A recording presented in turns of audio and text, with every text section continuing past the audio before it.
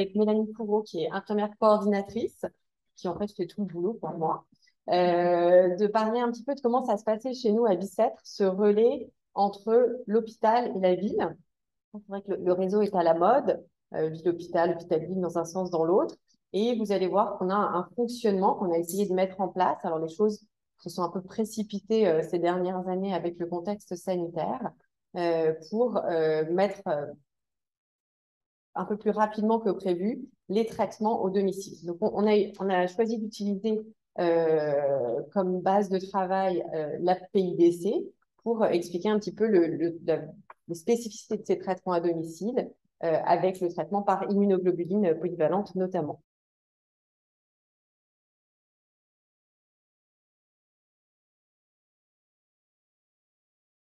Donc, je vais parler un tout petit peu de la maladie pour que ça soit clair pour ceux qui connaissent peut-être pas, comme c'est quelque chose de complètement différent de ce qui a été abordé jusqu'à maintenant. Et après, on rentrera un petit peu plus dans le vif du sujet.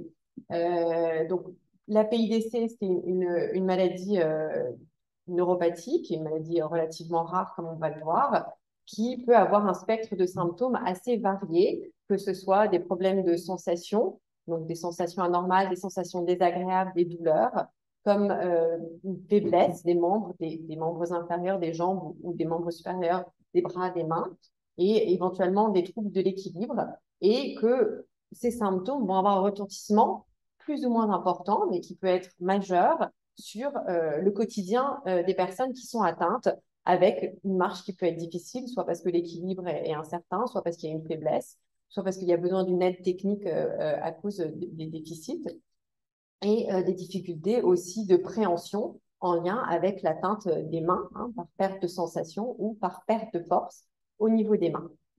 Donc, c'est des gens qui vont être très gênés. Alors, on ne va pas trop parler de l'errance diagnostique et tout ça, parce que c'est un problème, mais un petit peu moins que dans la neuropathie des petites fibres.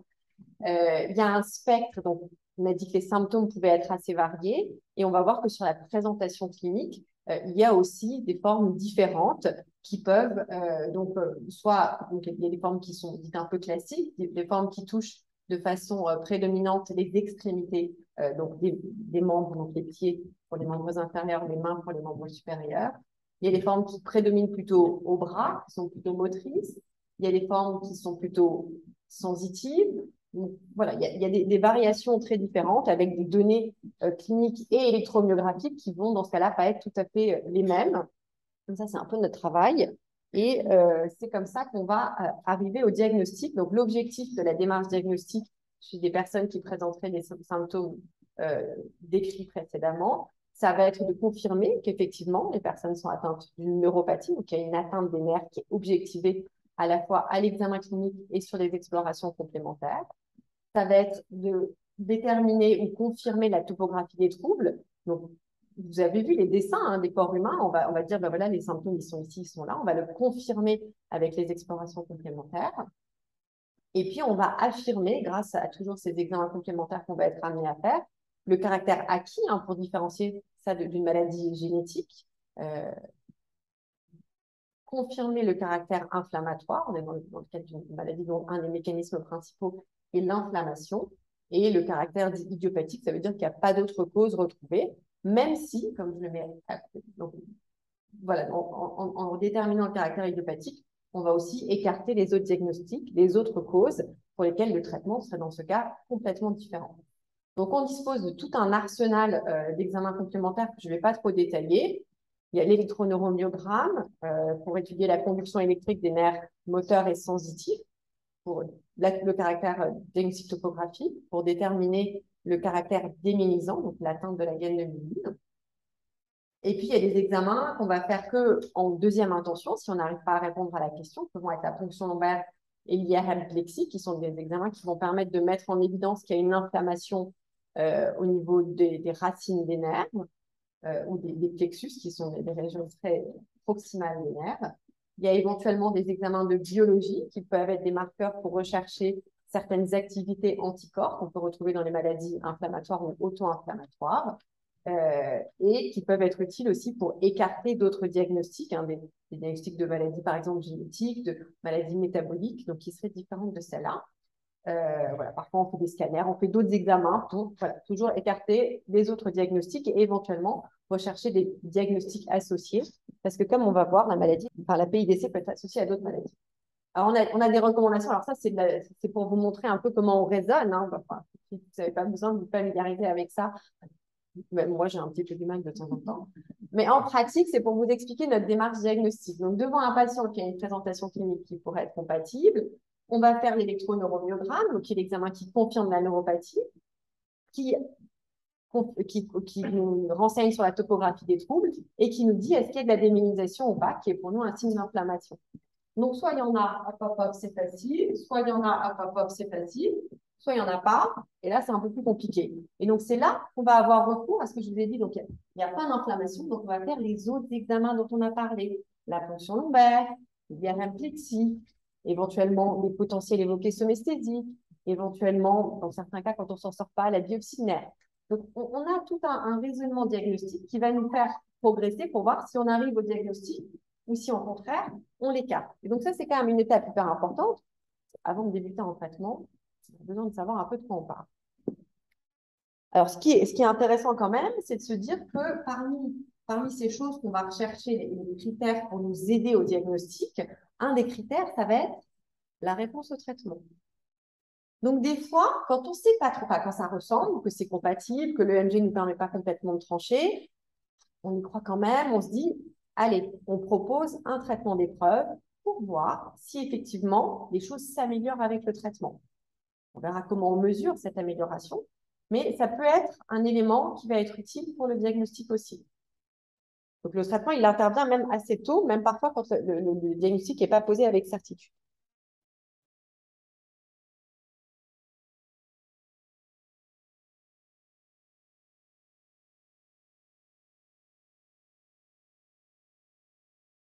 PIDC, la polyneuropathie inflammatoire des maisons chroniques, qui est la maladie dont on va parler pour le modèle des traitements par immunoglobuline au domicile. Bon, ça reste une maladie assez rare, avec 1,6 à 10 patients pour 100 000 habitants. Alors, il y a des pays où ça n'est pas du tout diagnostiqué parce qu'ils n'ont pas forcément l'arsenal et pas forcément pour faire les explorations ou pour les traitements. Qui est peut-être un peu surdiagnostiqué dans certaines régions parce que c'est une maladie pour laquelle on a un traitement, donc on a tendance à avoir envie d'aller au diagnostic. Alors, voilà, ça reste très variable d'une zone géographique à l'autre. On sait que c'est une maladie de l'inflammation et que cette inflammation, elle est probablement médiée par des anticorps, donc c'est des auto-anticorps, c'est le système immunitaire qui est censé nous défendre contre les agents extérieurs, qui, au lieu de nous défendre contre les agents extérieurs, va aller s'attaquer aux nerfs. Et c'est ce qui est illustré ici. Donc là, on voit un nerf normal, le nerf, avec autour en bleu la gaine de myéline, hein, qui protège un peu le cadre. Et on voit que là, ça ne va pas, j'ai une inflammation partout, des petits anticorps, et puis la gaine de myéline qui va être abîmée. Ça, c'est le mécanisme tel qu'il est décrit de cette maladie. Après, il y a des étapes qu'on ne connaît pas, hein. On sait qu'il y a plusieurs types de l'immunité. Il y en a plusieurs qui sont impliqués. Il y a certaines formes où on a des anticorps qu'on arrive à authentifier. Il y a certaines formes où on n'a pas d'anticorps, mais donc on ne peut pas les authentifier. On n'a pas toujours un biomarqueur évident du diagnostic, hein. C'est un peu le même challenge que ce que décrit Céline, où on n'a pas un truc où on fait une prise de sang, hop, on a la réponse, c'est bon, on sait ce que c'est. On manque un petit peu d'outils comme ça parfois. On cherche, les choses progressent, les choses avancent, mais ce n'est pas toujours aussi facile.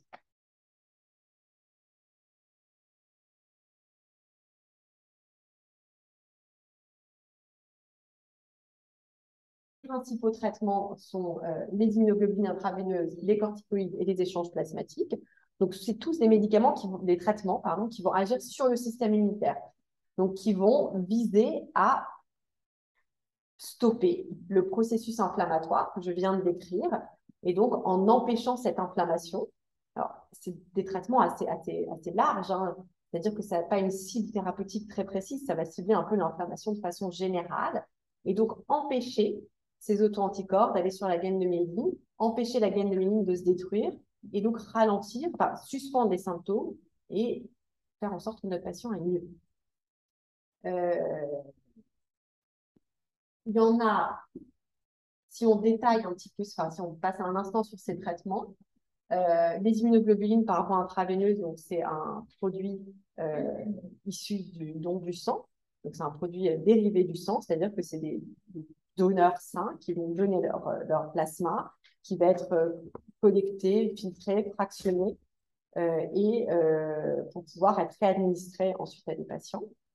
Donc ça pose un peu des questions d'approvisionnement, qui a été un sujet assez brûlant ces dernières années, ça va un petit peu mieux ces derniers temps. On en dira un large mot cet après-midi. Très bien. C'est un traitement qui est plutôt bien toléré et avec un bon niveau de preuve sur les études scientifiques. L'alternative, c'est les corticoïdes avec des niveaux de preuve qui sont un peu moins bons. Donc, ça veut dire que les études sur lesquelles repose l'efficacité de ces traitements sont un peu moins solides. Mais ça reste quand même une bonne solution. C'est une solution majeure dans d'autres pays, notamment, qui ont des problématiques de remboursement des soins, notamment en Angleterre. Je crois que ça reste quand même un traitement de première intention, si je ne me trompe pas. Avec des effets secondaires qui sont en lien avec la prise des corticoïdes de long cours sur lesquels on ne reviendra pas. Et puis, la troisième alternative, c'est les échanges plasmatiques. Donc, c'est une espèce de super dialyse, hein, c'est-à-dire qu'on prélève, le patient est branché à une machine, on prélève le plasma, il est filtré dans une machine et puis on en réinjecte une partie après avoir enlevé des anticorps, un peu tous les anticorps sensibles spécifiquement. C'est un peu compliqué, un peu lourd, lourd, enfin à la fois organisé, à la fois pour le patient. Donc, c'est vrai que c'est une technique qu'on réserve plutôt sur la deuxième intention. Qu'y a-t-il? Alors, on dit que dans la PIDC, classiquement, on a 30% des patients qui sont réfractaires au traitement. Donc, c'est 70%, après, si le diagnostic est certain, d'efficacité de chacun de ces traitements. Ils ont une efficacité qui est similaire. Mais on peut être réfractaire au premier et puis répondre au deuxième dans certaines situations. C'est pareil. C'est à peu près les mêmes taux d'efficacité. Est-ce que vous avez été peut-être un peu plus loin, des médicaments comme les immunosuppresseurs? Alors, ça, c'est quelque chose dont je parle à la fin, je pense, parce que l'idée, c'était de discuter vraiment, de se lancer sur les IGIV à la maison, sur les IGIV à l'hôpital à la maison. Mais juste, je voulais rajouter un dernier point sur la question de la réponse au traitement. Donc, comme je vous ai évoqué tout à l'heure, ça fait partie des critères diagnostiques. De dire, s'il y a une réponse, une amélioration avec les symptômes et de l'état clinique du patient, ça peut être un élément qui va faire dire, c'est un argument supplémentaire pour le diagnostic. Mais la réponse au traitement, il faut qu'elle soit objective. Il faut qu'elle soit mesurée avec des outils objectifs. Et donc, on a tout un tas de mesures à notre disposition et qu'on va faire et refaire et refaire dans le suivi de nos patients avant, pendant, après le traitement pour vérifier ces indicateurs, pour voir dans quel sens ils vont, pour nous dire il y a une amélioration, il n'y a pas d'amélioration. L'avis du patient est bien sûr primordial, mais c'est toujours plus confortable d'avoir plusieurs indicateurs. On va essayer de choisir le traitement qu'on va administrer au patient en fonction d'un certain nombre de contraintes qui peuvent être liées au patient. Donc, ça veut dire quoi lié au patient? Ça veut dire qu'il a une activité professionnelle, qu'il a une allergie à un médicament, qu'il a une autre maladie qui fait que c'est compliqué de mettre tel ou tel traitement. Lié à la structure de soins, on va pleurer sur l'hôpital juste une seconde. Enfin, voilà, on n'a plus de place, on fait ce qu'on peut. C'est difficile. On n'a plus d'infirmières, surtout si vous en connaissez, on cherche. Et lié à la situation sanitaire, voilà, vous êtes tous au courant qu'on a dû tout fermer tout d'un seul coup et qu'il a fallu trouver des solutions pour que les choses se passent dans la continuité et qu'il n'y ait pas d'interruption de traitement. On va arriver au vif du sujet dans 2 secondes. Il n'y a pas de choses hyper bien codifiées. Enfin, il y a des publications, ça bouge, c'est quand même un sujet qui est assez dynamique.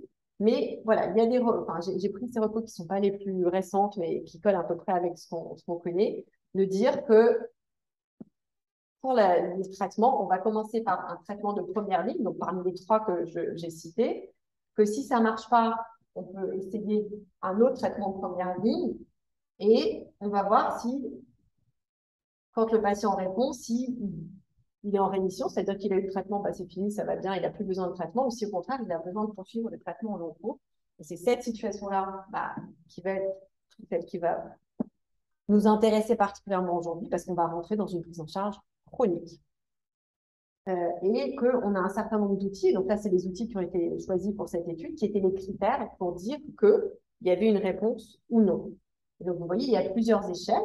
Il y a une échelle qui est une échelle interrogatoire, là, une question qu'on peut poser. Est-ce que vous arrivez à faire ceci, cela? Est-ce que c'est facile, difficile? Il y a un score qui a une mesure médicale, c'est-à-dire nous, on vérifie certains items que les personnes arrivent à faire ou pas. Il y a un score de force, il y a la force dans les mains. Voilà, donc il y a tous ces outils qui existent pour mesurer objectivement.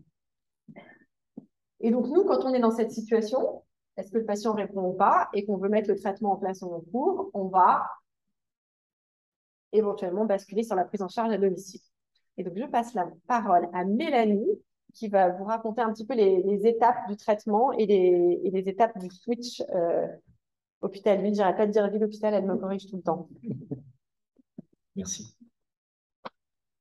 Bon, je vais reparler Oui, après, oui, ne bon, vous inquiétez pas. on peut applaudir cette première partie de la présentation.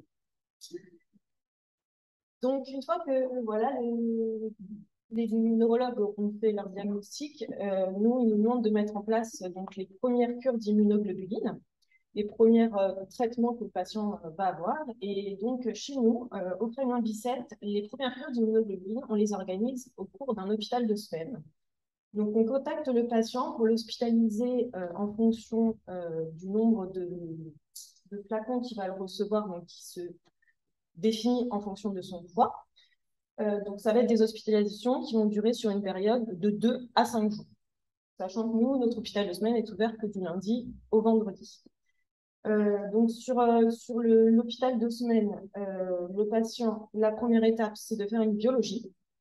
Donc, soit la prise de sang, elle est faite en amont dans un laboratoire de ville, soit on la réalise quand le patient arrive à l'hôpital de semaine. Une fois que cette biologie est réalisée, donc elle est vue par les médecins qui ne valident pas le début du traitement. Donc, une fois qu'on a la validation du médecin pour débuter le traitement, le patient est perfusé, puisque ce sont des traitements qui se reçoivent par voie intraveineuse. Et donc, la perfusion est passée sur une durée dépendante du nombre de grammes qu'on va administrer, puisqu'on administre en fonction 10 grammes en 1 heure. Donc, les flacons vont de 10 grammes, 20 grammes ou 40 grammes. Donc, 10 grammes 1 heure, 20 grammes 2 heures, 40 grammes 4 heures. Donc, c'est la perfusion qui dure soit 1 heure, 2 heures ou 4 heures. Donc on fait surtout ça en hôpital de semaine. La première, pour surveiller la tolérance. Comme c'est un nouveau traitement qui est reçu, il faut qu'on puisse avoir une surveillance rapprochée du patient avec une infirmière et des médecins qui sont à disposition. Si jamais il y a une complication, comme par exemple une réaction allergique, on peut avoir à n'importe quel traitement qu'on reçoit.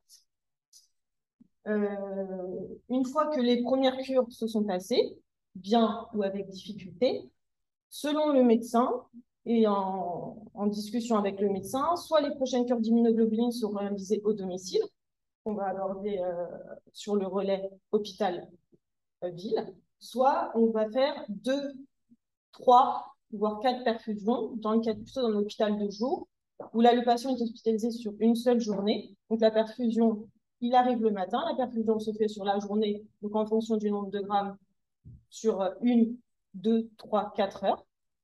Et quand le flacon est terminé, le patient rentre chez lui. Donc, bien souvent, comme on a besoin d'une voie veineuse, le patient peut rentrer chez lui avec sa voie veineuse. Il n'a pas besoin d'être perfusé tous les jours quand il revient à l'hôpital. Un cathéter, donc une voie veineuse, on peut la garder jusqu'à 3 jours. Voilà. Elle est protégée par les équipes infirmières quand le patient repart de l'hôpital de jour, ce qui permet du coup de le conserver le plus longtemps possible et d'éviter d'être piqué tous les jours, ce qui est relativement quand même pas agréable pour certaines personnes. Voilà. Il y a également surtout quelque chose qui est important, c'est la traçabilité. Comme elle a expliqué le docteur Coquille, c'est des produits qui sont dérivés du sang. Donc, comme tous les produits dérivés du sang, il y a une grosse traçabilité qui est faite au niveau du suivi. Donc, on sait quand on vous administre un flacon, quel flacon vous a été administré. Si jamais on a un problème sur la chaîne ou sur une réaction allergique, on peut retrouver exactement, avoir une traçabilité précise de quel flacon vous a été administré si jamais on a des soucis par la suite. Donc, après, une fois qu'on a fini donc, ce processus de cure d'immunoglobuline, soit à l'hôpital de semaine, soit à l'hôpital de jour, et qu'un relais à domicile est décidé, on travaille avec des prestataires de soins. Donc, le plus grand avec lequel on travaille, c'est Bastide. Donc, on les contacte et on leur demande de mettre en place les cures d'immunoglobuline à domicile. En quoi ça va consister? Ça va consister à amener le matériel qu'on a à l'hôpital à votre domicile.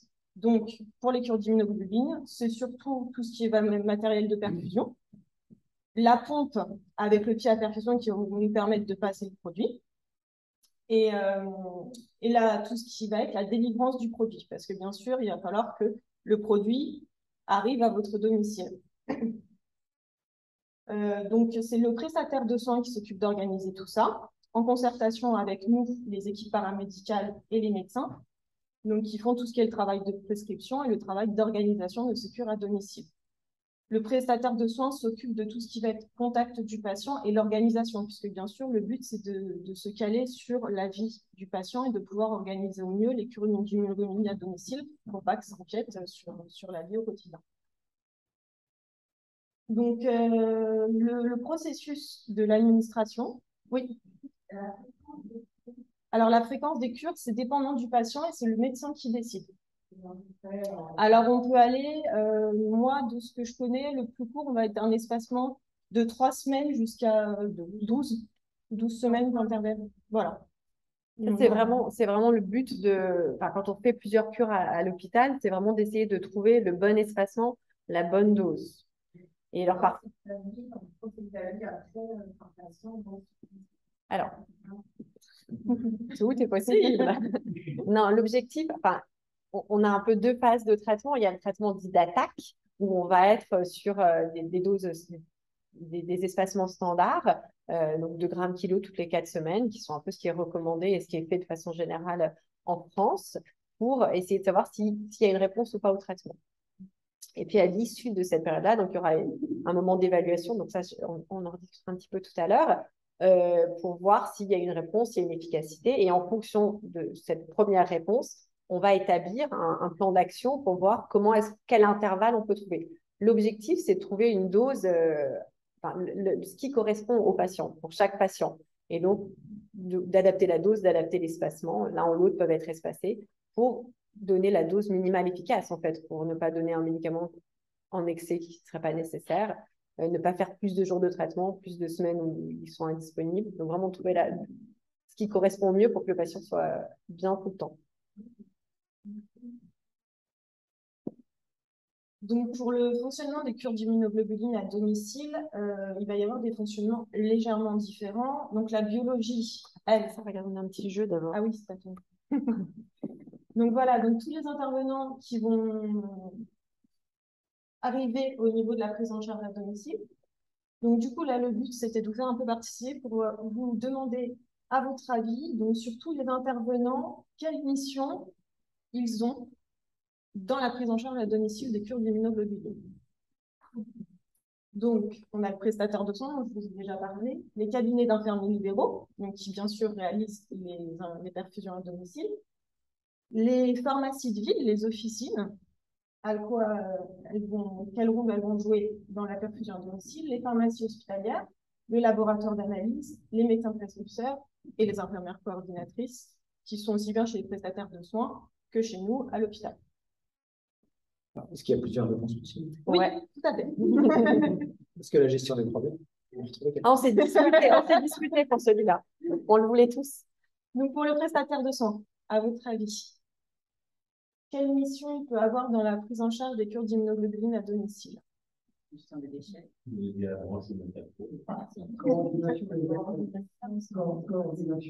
Donc, coordination des acteurs, il y a gestion des déchets qui est proposée. Matériel. Gestion du matériel. Alors, l'acte technique, enfin, ouais.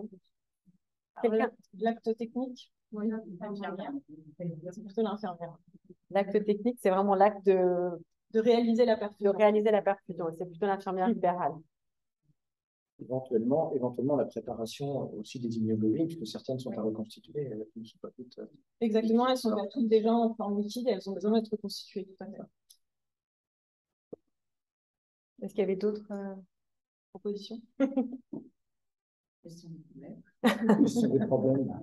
Oui, bah, bien sûr, oui, puisque si jamais il y a des soucis à domicile, c'est lui qui va être le premier contacté par l'infirmière libérale ou l'infirmier libéral pour vous faire remonter l'information, bien sûr, de complications ou que ce soit qui puisse arriver à domicile.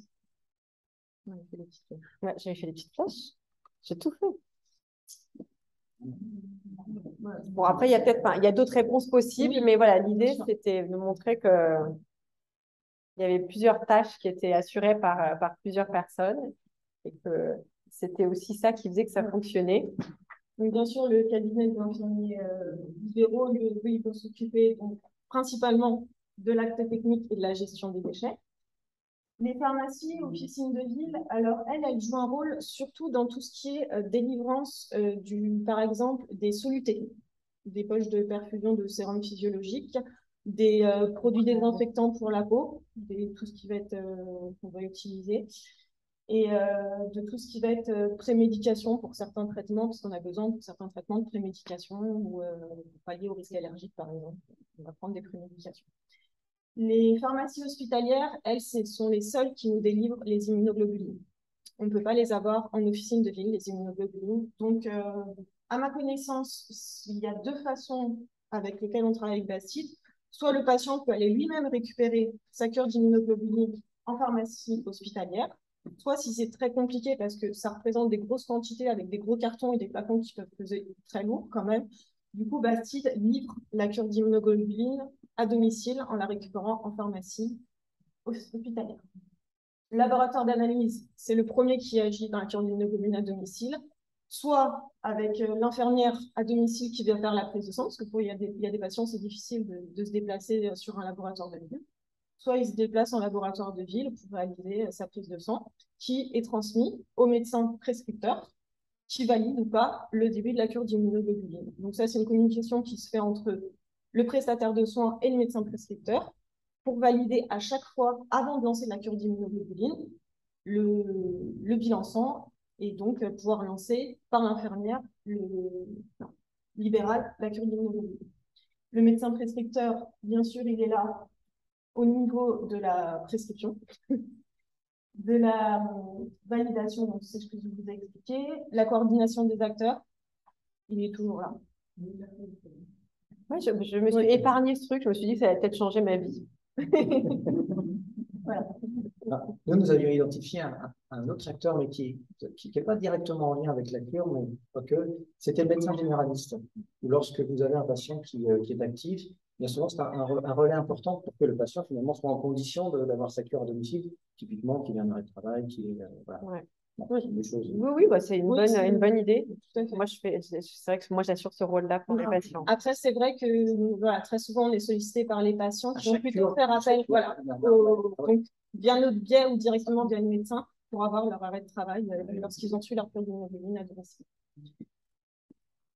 Donc, on travaille toujours dans un très, très grand travail d'équipe en partenariat, puisqu'il faut qu'on suive en permanence le relais entre le prestataire de soins, entre le patient et l'hôpital, puisqu'on ne peut pas travailler l'un sans l'autre. Donc, on est constamment en communication les uns avec les autres pour le renouvellement des ordonnances. Si jamais il y a le moindre souci, l'infirmière rencontre n'importe quel souci avec la cure d'immunoglobulines à domicile ou une réaction qu'elle n'a pas l'habitude ou un problème avec un flacon, l'information est tout de suite remontée au prestataire de soins qui nous la remonte immédiatement pour qu'on puisse agir en conséquence.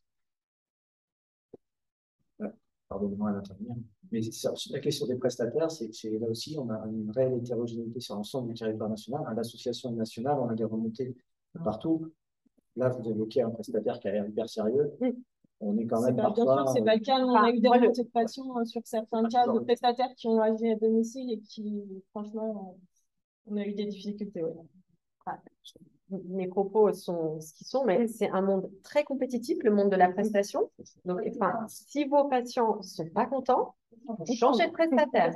Et si les médecins ne sont pas contents, il faut qu'ils mettent la pression au prestataire pour qu'ils se mettent à niveau.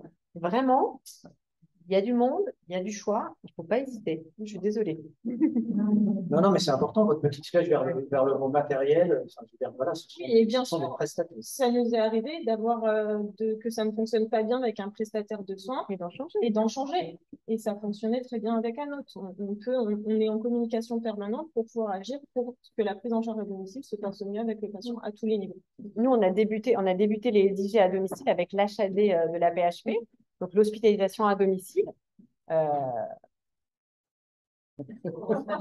C'est lourd, ouais, c'est pas Donc, c'est-à-dire qu'après, tout nous a paru facile, mais bon, bah, c'était un lancement, c'était super qu'on puisse le faire. Ça a été vraiment génial. On a fait ça il y a 10 ans, il y a 15 ans, je pense, enfin, il y a vraiment longtemps. Donc, c'était une super expérience, mais voilà, les choses évoluent, il faut que nous, on s'adapte. Moi, je conçois très bien que les patients aient des exigences et c'est tout à fait normal. Et c'est à nous, l'hôpital et au Prestat, de répondre à ces exigences. J'ai envie justement sur ce sujet. En général, quand je vois ce qui m'arrive moi, quand je vois un spécialiste de la neuropathie, un spécialiste antidouleur, ils ne se parlent pas, ils ne se téléphonent pas.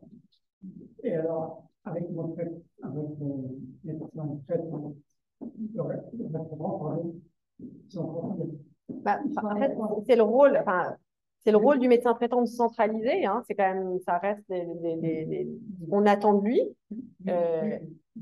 Il appelle là les spécialistes et l'autre les spécialistes, il n'a pas réponse. Il fait que c'est moi qui fais le facteur entre les spécialistes et mon médecin traitant. Alors, c'est vrai que enfin, je conçois votre difficulté. Là, on parle d'une problématique toute particulière qui est vraiment un traitement à domicile, un traitement spécifique hein, avec une prescription hospitalière et un suivi à domicile qui a enfin, voilà, très particulier, qui n'est peut-être pas tout à fait le même cadre. Enfin, je peux comprendre vos difficultés. On pourra en discuter peut-être à la pause. On avait une question? Vous avez une question, monsieur? Par rapport à la traçabilité, qui s'en occupe dans l'histoire? Ah bah, Mélanie va vous raconter ça sur cette nouvelle étape. C'est la gestion des problèmes. Ça, c'est le prestataire, là, le truc de rouage infernal. En fait, la traçabilité à domicile, elle est exactement la même que la traçabilité à l'hôpital. Donc, c'est Bastille qui s'occupe d'envoyer en même temps que la délivrance des flacons les feuilles de traçabilité et c'est aux infirmières de faire la traçabilité des produits et c'est Bastille qui va nous faire remonter la feuille de traçabilité, donc pas à nous directement, mais que comme en fait, il fait souvent des voyages sur la pharmacie hospitalière, leur rôle aussi, c'est de faire remonter la traçabilité sur la pharmacie hospitalière, comme nous, on va faire au sein de l'hôpital. Si je peux me permettre, pour Élie, je suis une des infirmières de la prise médicale.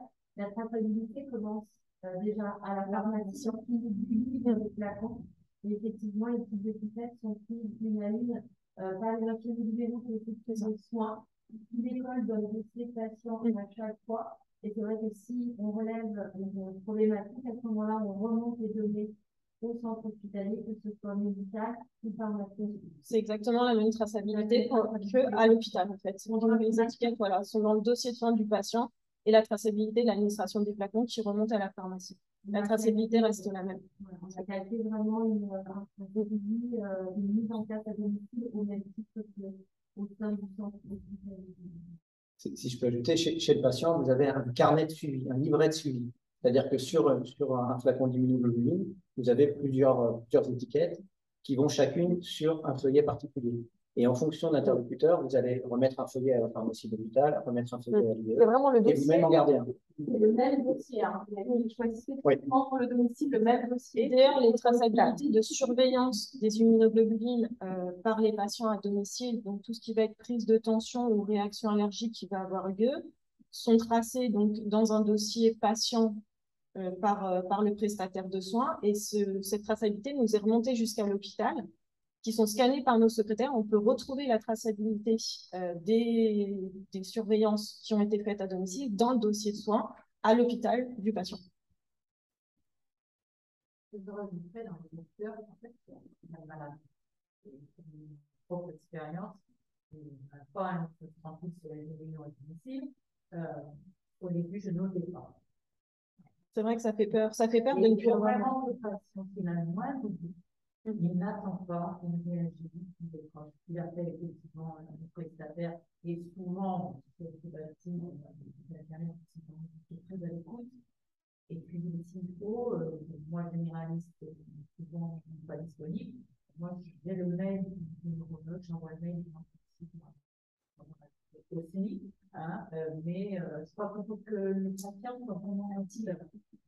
C'est vrai que c'est un pas à franchir pour le patient, puisque ça fait peur à beaucoup de patients de ne plus avoir ce contexte médical et paramédical autour de lui au moment où il passe à domicile, de se dire, bah, si jamais il m'arrive quelque chose, qu'est-ce que je fais? Et on aimerait travailler en concertation avec les infirmières des cabinets libéraux pour aussi leur dire, il faut que votre patient, vous éduquiez votre patient à réagir également et à lui apprendre si jamais il rencontre la moindre difficulté. Nous, on fait déjà ce travail à l'hôpital de jour, à l'hôpital de semaine, de leur apprendre si vous avez des maux de tête qui arrivent, vous voyez votre bras qui gonfle, quelque chose, un signe qui montre que la perfusion se passe bien, il faut savoir agir, il faut savoir appeler, il faut savoir arrêter sa perfusion, ce qui n'est pas évident, d'apprendre à se servir des pompes. Moi, je ne sais pas faire. Voilà.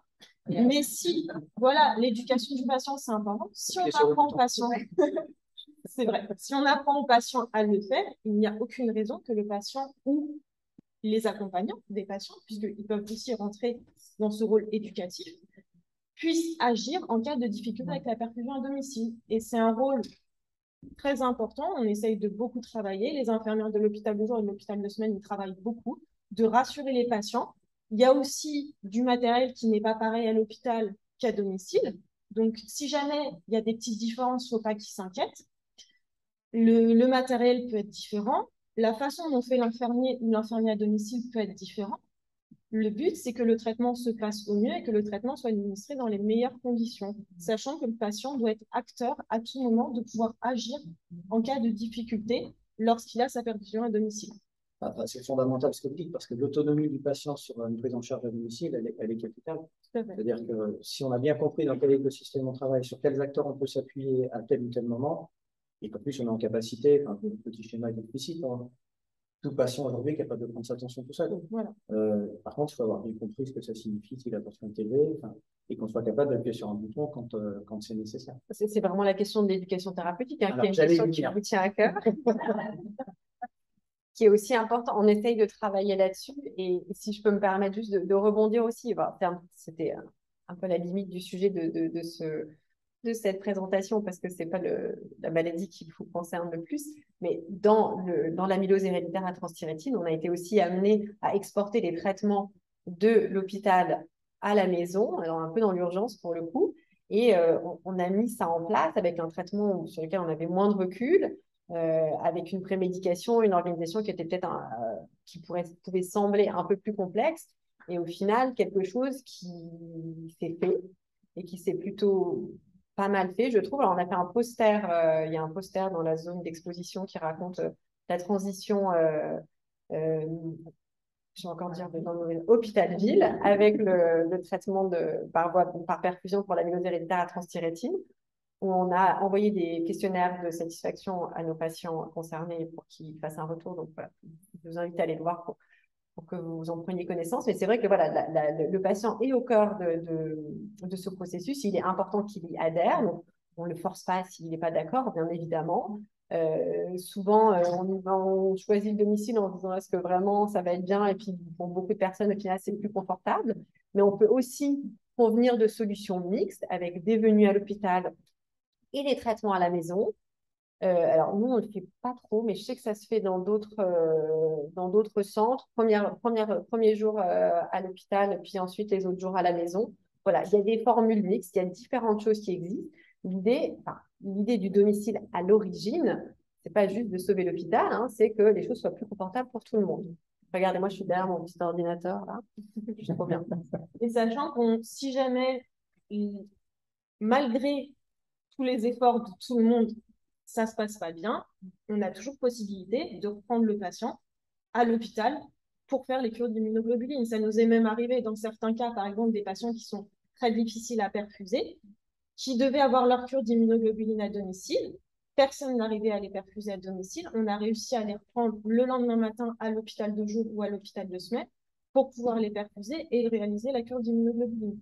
Donc, on essaye au maximum d'avoir le plus grand panel de solutions, vraiment, pour que ces cures d'immunoglobuline se passent le mieux possible. Un simple mot sur l'éducation thérapeutique, juste non, c'est que quand même depuis l'année dernière, nous avons un programme qui est validé dans les neuropathies inflammatoires, que nous avons créé en partenariat avec l'équipe de Créteil et du réseau de santé Saint-Denis-Fisrep, et que nous avons déployé, alors Covid oblige, plutôt de manière dématérialisée à travers nos ordinateurs, mais qui montre quand même tout l'intérêt et tout l'enjeu pour les patients d'être encore une fois autonomes, d'être en capacité de comprendre ce qui pour nous est essentiel. Et encore une fois, quand on s'intéresse au sujet du traitement à domicile, c'est fondamental de bien comprendre, si on en a envie, ce qui se passe chez soi. Par contre, votre souplesse, cette mixité hôpital-domicile est précieuse pour les malades, parce qu'effectivement, en plus, on a des sortes de cyclicité dans nos maladies qui fait que par moment, bah, c'est peut-être compliqué de rester ici. Moi, j'ai bien compris votre avis. Par contre, quel type le nom des médicaments que vous utilisez? C'est les immunoglobulines polyvalentes, immunoglobulines intraveineuses.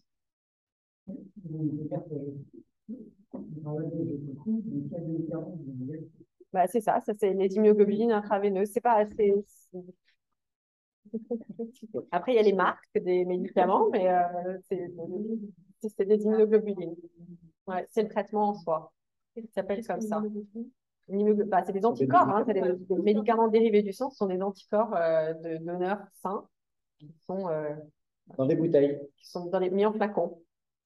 Je vous passe les étapes. Personnellement, je suis parti par tous les médicaments possibles, sauf les piqûres. Oui. On s'aperçoit que pour des perfusions, etc. Mais voilà, comme on a dit tout à l'heure, c'est quand il y a un diagnostic précis là, qui a été posé. On est sur une maladie, on est sur une famille de maladies bien répertoriées, dont on sait dont le médecin sait que le traitement sera intéressant. Dans votre cas, probablement que ça ne se justifie pas. Je crois que les papes, les papes en matière de traitement de la douleur. Les papes connaissent bien cette maladie et prescrivent bien ce traitement quand il y a besoin de le prescrire, je crois, pour les côtoyer de temps en temps. On va avancer parce qu'il nous reste une vingtaine de minutes on a presque fini. Aurélie, avant de manger. Pardonnez-moi. Moi, je voulais juste, voilà, effectivement, en tant que patient, vous pouvez vous sentir seul à la maison et dire, en fait, on n'est jamais seul. On a vraiment la chance aujourd'hui d'avoir une communication facilitée. Les infirmiers libéraux sont, en règle générale aussi, disponibles très facilement. Il y a toujours cette communication qui se fait très facilement, que ce soit patient, médecin ou infirmiers libéraux. Et du coup, même si on est à son domicile, on n'est jamais seul. Donc, on ne se retrouve jamais isolé, en fait. Donc, toujours bien sécurisé. Et après, ça, c'est peut-être un truc qu'on n'a pas abordé. C'est vrai que nous, on a fait le choix. Nos patients sont traités en jour de semaine. Alors, je ne sais pas si c'est quelque chose qui peut être matière à discussion. Alors, je suis désolée. Hein, nous, c'est un choix que j'ai. Je conçois que ce soit difficile. Mais pour l'instant, le problème, c'est que nous, notre responsabilité est quand même engagée pour ces perfusions parce qu'on est le prescripteur et moi, je veux pouvoir être joignable quand mes patients sont traités. Donc, c'est un problème et j'ai conscience que c'en est un. Et c'est un vrai sujet. Je n'ai pas de solution. Alors, il faut réfléchir, peut-être avoir une. S'allier, être plusieurs, avoir une espèce d'astreinte, je ne sais pas. Mais pour l'instant, moi, c'est quelque chose qui me pose problème vis-à-vis de mes patients actifs et je ne sais pas.